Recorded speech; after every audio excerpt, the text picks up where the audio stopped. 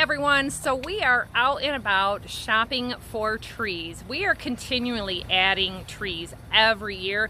We don't need Arbor Day to tell us it's time to plant trees. We have planted apple orchards and oak orchards. I had a huge maple orchard when I was growing up, and we both just love trees. We are much more into planting trees than to cutting trees down. So today we're going to talk about choosing the right tree and why for the location that you're planting.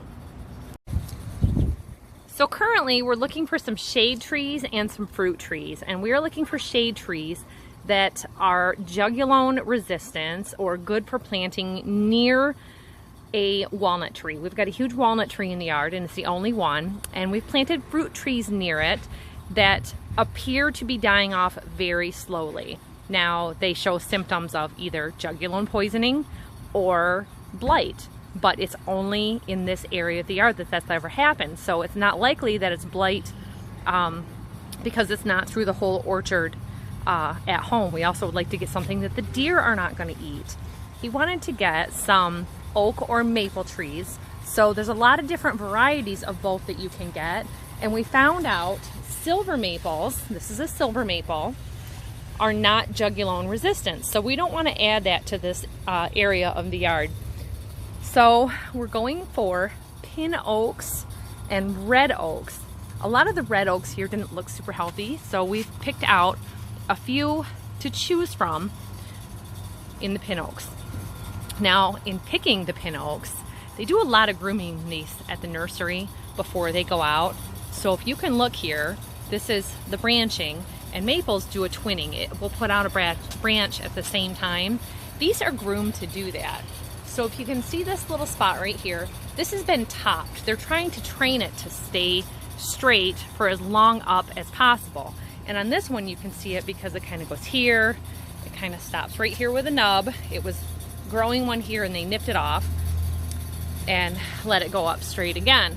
So they're trying to train that to not just branch out more or less like bushy type. This one's pretty curvy. And in choosing these, you're making sure that you're not getting, like this tree isn't as good a choice because they didn't do that right here. So this is going to get top heavy, and in a storm, you're going to end up probably losing this one anyway. It's young enough that you could prune it off and prune some of the lower growth for mowing, but you're already taking growth that has gone into developing this branch out of the tree, and then if you look at what's left, it's a little thinner, so we're not going to choose that one. So like I said earlier, we've planted trees forever. This was the very first section that I added to our farm, and it's been 11 or 12 years now. I added a couple of peach trees. This one's been replanted. I had a dog that kind of dug into it and it didn't make it. I had planted another peach tree here and it didn't make it. Now that being said, a lot of times if a tree doesn't make it and then it starts sending out shoots at the bottom, that's the rootstock, which is a lot of times last year's return trees. So if I can zoom in, there at the bottom, you can see a couple shoots. I went through here with a weed whacker the other day, but I need to bring my bypass pruners down here and nip off. There's 3 little growths coming from the rootstock. You don't want that competing growth taking away from the top. So this is a cherry tree. You can see they're setting fruit right now. And when I first planted these trees, I just figured it's the corner of the yard, it's very sunny. My grapevines were the only thing that was here before we moved here. So I had added a strawberry patch and a blueberry patch. And the grass is too competing in this area for those plants. So they've been relocated someplace else. And I chose to just have fruit trees. Now you want to look at your label for spacing, for height, for, you know, the branch span. So this cherry tree is going to eventually grow up big enough that without pruning, it's going to be getting into this tree. Now this tree was just uncaged last fall, so we have some dead growth to take out, some new growth to trim back, because like for a lawn mowing hazard, I don't want this branch here. So to give that sun and everything else to the rest of the tree, you take out anything that's bad. You're supposed to cut out things that are rubbing. So like on this tree, the T-posts for years were rubbing on this, and that can cause a problem with bacteria infection, killing off a tree. So unfortunately, this is very clay soil, and it's very hard to get these T-posts out of here. This is the first full year of us having our backhoe going, and I have a video on, in this exact area, how to use a T-post pounder and a T-post puller. These have been here so many years now that it's really hard on those cheap, like Harbor Freight type tools, that unless it had a steel plate at the bottom, it just wants to bend it. So we are going to pull them straight up with the backhoe, but you can see this cherry tree has done magnificent. And for some reason, all of my cherry trees from an actual nursery have done way better than anything otherwise. Now we got this cherry tree the other day, and I think that one came from the farm store. The others have come from Walmart, and they did do the 1-year warranty. So if your tree dies, you just take it back within that 1 year. Sometimes if it's a couple days over, they'll still do it because of, you know, the planting season. They'll swap you out for a live tree or just give you your money back. Tractor Supply, I had bought some peach trees there, and they didn't want to honor that 1-year warranty. Now, part of the thing, like with those trees behind me and this tree, this is an apple tree, old variety. They were all here before we moved here. Nobody knows what they are. We've tried to identify them, short of taking them into like a university extension program. You know, it's just kind of give and take and guess. And we've kind of narrowed them down a few here and there, but I don't remember them offhand. This one we know is a Northern Spy, which are blight resistant, but they are also full-blown big old trees. Where like this one, I think is a semi-dwarf. It's always been a little on the smaller side, so I don't think it has been there as long as the rest of the trees. We just planted this one last night. This apple tree has been here for several years, another apple tree and a pear. So getting back to the Juglone in the other trees, apples, blackberries, and pears are more sensitive to that. So when we moved here, we had a pear tree here and an apple tree here. So I had started right out having a pear tree and a pear tree. Now, maybe this one had originally, it's been too many years, I don't remember. It seemed like that there was 3 apples there. We lost them all, and this one was planted badly. It is a dwarf. It is much smaller in comparison. They didn't plant it well, so it's been growing sideways, and it's not going to last. Any amount of weight on it, it keeps losing branches, and that's what happened to the apple tree next to it. It was getting sensitive to the Juglone, and it shows a lot of the same symptoms as the blight, so it was give and take and guess. Well, it wasn't showing up everywhere. A lot of times it'll get spread by the insects pollinating other trees. So we thought about it this year, and this old maple tree is a lot of the problem. So what happens is the root system, the canopy, it all is transferring that Juglone, which is a toxic. It's just natural to it. That's why a lot of things don't grow under a walnut tree. This is our hayfield right here, and we have some walnut trees out in other sections of the hayfield. Grass will grow, but the alfalfa and the clover will not grow over there in that. So this is what we've got going for the pin oaks. The pin oaks are not Juglone sensitive, so we're going to plant them here in these 2 already staked off cages, as long as that spanning and spacing is okay. This is our electric supply going into the house, so we do want to stay clear of that with anything we plant, which, as you can see, the old varieties of apple trees.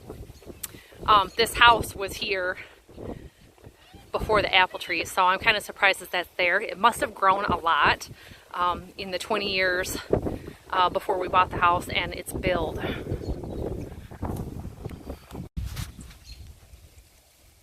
So like I said, you always reference the tag, and the pin oak said it's going to grow a width of 25 to 40 feet and a height of 60 to 70 feet tall. So We're in the zones. We're in like zone 5 to 6. We're kind of in the middle. It says zones 4 to 8. And it just is going to need at least 6 hours of direct sunlight.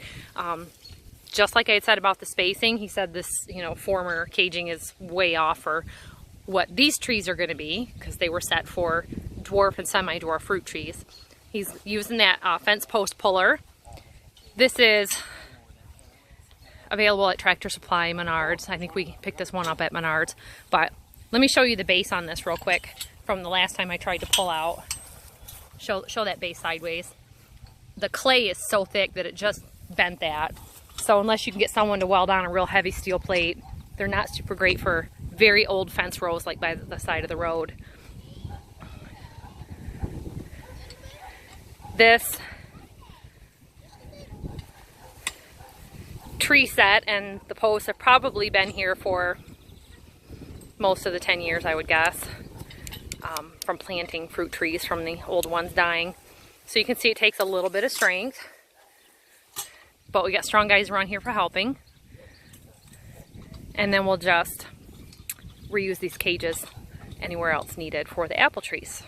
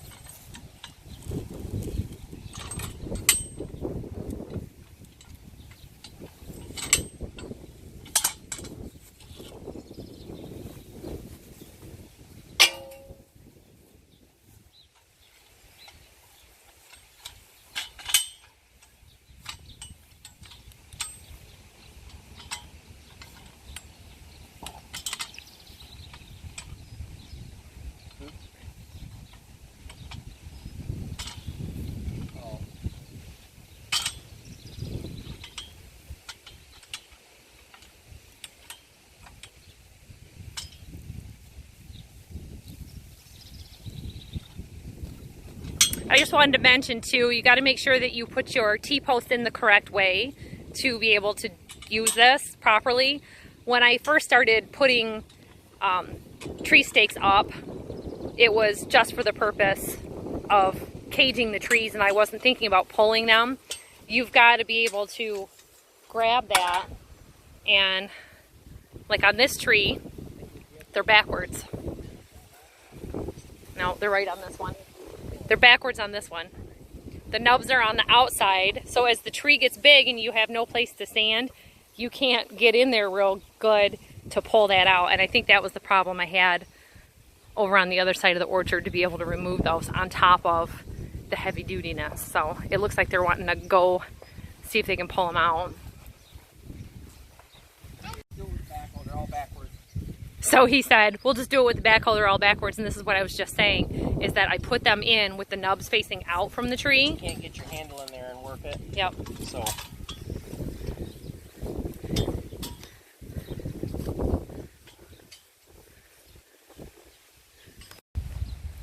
So whenever you plant any kind of tree, you always want to make sure that the hole you're planting is bigger than your root ball. And some of these trees come with burlap or netting, and they say that they're degradable or they're going to deteriorate over time. And yes, they do to some degree, but I think that that's competition for the roots to be spreading out and growing. We have dug up trees that have been in place for years that have not survived, and that netting has not broken down as much as you would think in the time that they've been there. So we always remove that. Give them a nice shake around the root ball to loosen that up so that those roots will spread out and grow. You want to make sure you pack the soil down so that there's not air pockets, and you can tell if there's air pockets if when you give it a bucket of water there's bubbles. Then you need to pack it or, you know, compact it more in that area. And always we go just a little deeper than the level of the lawn so that it holds the water when you're filling a bucket. We don't generally like to do them with a hose, because then you can end up actually like making a hole with your hose creating an air pocket. If you do a 5-gallon bucket, you know exactly how much water you're giving every tree, and we'll give them a 5-gallon bucket every day, every other day during the summer months, and taper off. They won't need as much going into the cooler months.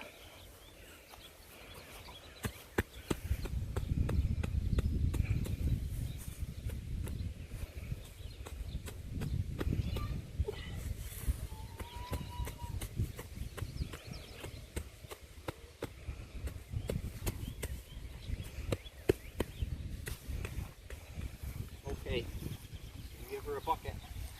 All right, I'll go fetch some water and he'll start in on the T-posts. Now some people might say, why go to all this work to plant these trees? Are you ever going to benefit from them in your lifetime? And my thought is right here. These kids are watching us work, they're helping, they're hanging out. We're providing them shade. Hi. We're providing them shade. We're providing them an environment. And even if we never live to see the day that they produce fruit, it can be 10 years, which I'm more than going to live 10 more years of my life unless something tragic happens. But we'll be here to see these trees fruit. I have been here that long plus a couple of years, and you know, we've been getting the cherry trees. They only took a couple of years to start fruiting. Some of the smaller trees have fruit on them, and we've had them, some of them 2 years, some of them 1 year. But the peach trees, they're producing last year really well, but then we had a late freeze and lost everything on them, and you saw that on the news with fruit prices, and especially in the peach areas and almonds. But I'll tell you, in my busy days, there's not a lot of time for sitting. To have a spot like this to come out and sit and enjoy yourself, drink a tea, just listen to the birds, it's so nice. Later on today I'll wash my car underneath this tree, and you know, you can set up a chair and read a book, just take a nap under the tree. It's very enjoyable.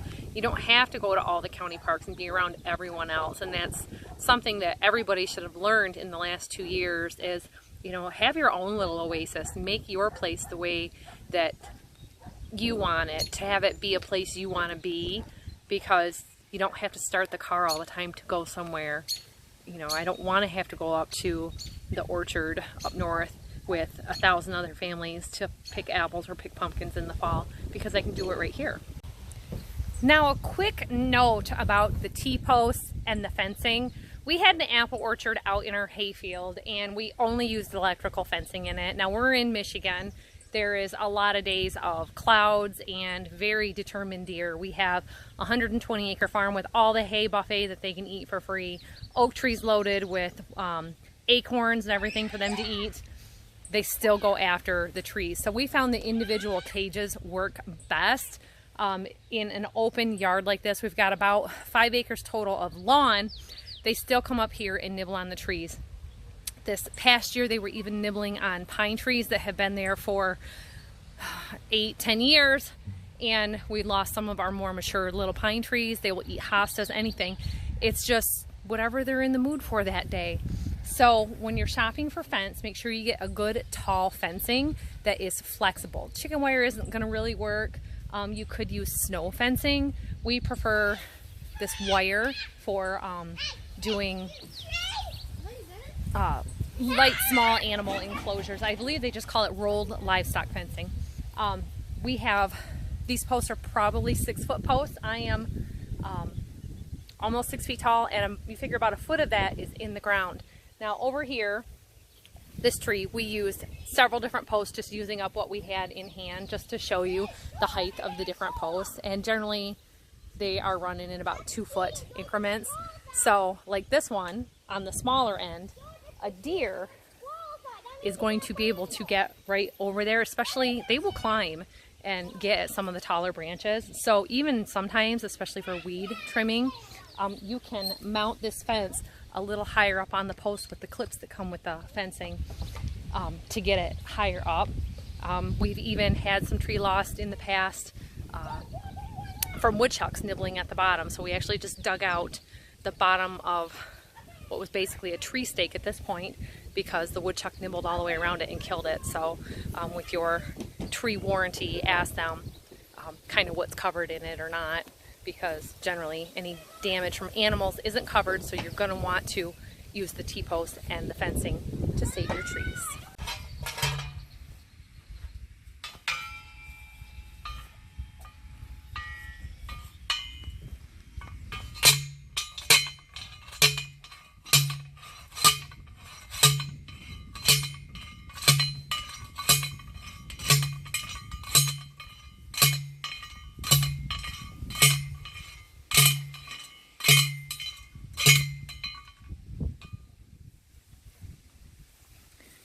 Now, I'm never much of a record keeper, but in my trees, I like to make a map of what's going on.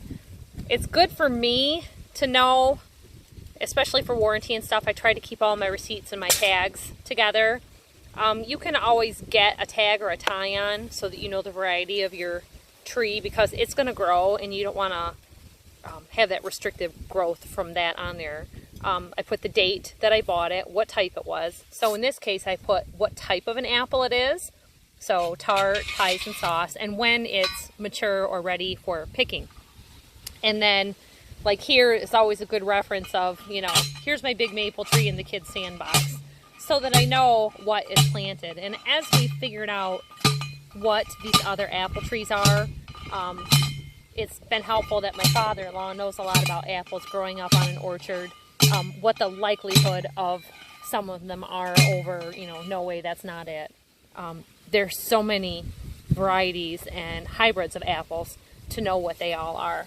And then, of course, putting in, like, the new pear tree. And somebody took the tag off before I saw it, so I gotta find the tag. This was planted yesterday, and remember to label that so that we know what the variety was over the years. And then I always keep this in a 3-ring binder that I have of farm things, just kind of general information about the farm, divided by different categories, whether it's canning or planting trees.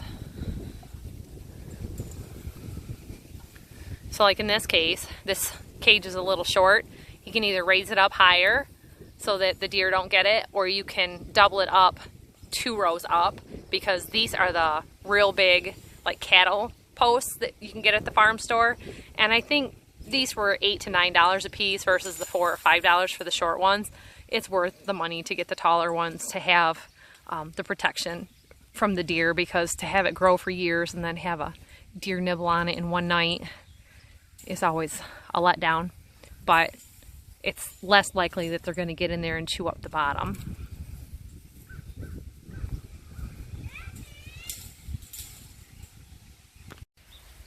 So we do a lot of recycled and repurposed materials. A lot of this fence was fence that was given to me a long time ago, or that we already bought and paid for chickens or duck pens, and the T-post as well. So to keep in chickens and ducks, you don't need super tall T-posts. And you can see the fence is higher, so it kind of, Peter and Paul, you know, you're using old stuff, moving it from one thing to another. So we know that eventually, you know, we're going to have to use a half thing to prevent any deer rubs with the antlers or small deer coming up here nibbling on that, because they could just nibble it off and have it be gone. But, you know, woodchuck, they'll just dig right under a fence. These T-posts from the farm stores are a lot heavier duty than what you can find at some places, garden centers and such. They are real heavy. We only buy the farm quality ones. Even if they're a shorter height, they're just extra heavy duty. And you can tell the difference. But if you're just staking trees in your yard, you know, 3 or 4, we like to do 3, just kind of save some money in easy wrapping. You could do 4, you could do 5. You do as big a circle as you want. We like to be able to open them up to trim and weed whack in between, which, you know, we've done this week here. But you can see how the spacing works with the T-posts. Over the years, the tree just grows, and this will probably be the last year that this tree is protected. This tree had actually gotten nibbled, and all I had at home, the kids were much smaller, was masking tape, and I did masking tape and mended where the tree had been damaged because it was almost broke through. And it's just like with grafting, if you ever studied that. It survived, it grew back, and it actually ended up sending off a shoot, and I let it grow. So it's getting to be a good, healthy looking tree. And as you can see, in my lifetime, I have apples. And Bethany's 8. I would guess this tree is between 7 and 9 years old. I don't remember if it was before or after she was born, but we're getting an established orchard. So with your backyard orchard or your homesteading, you have to make the choices of what you want to have, what your goals are. And our goal is to have lots of cooked apples, lots of homemade applesauce, apple butter, things like that. Apples are a great homesteading choice. They're easy to preserve, they're low acid, so you can do it in just a water bath canner without the high pressure. Applesauce, we have an apple cider press, and the whole family enjoys it. I was just telling my 12-year-old son that this is a lot for his brothers and his sister and him, because they're going to be the ones taking this over as we age and are in the house doing stuff. They are going to be caring for each other. They're going to be caring for the farm. And we want to make sure that we're replacing these older trees so that one day a storm doesn't come through here and wipe everything out, that we're doing succession planting over the long run of everything. So I hope this information finds you well, happy, and healthy, and we'll see you next time. Bye-bye.